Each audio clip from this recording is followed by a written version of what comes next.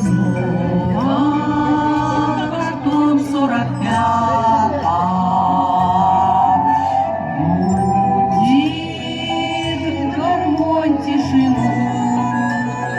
Только другие ребята песни поют про войну.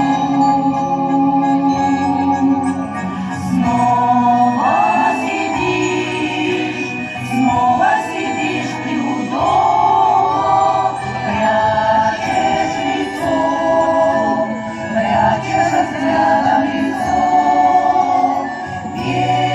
Белые слезы черему тихо летят на крыльцо.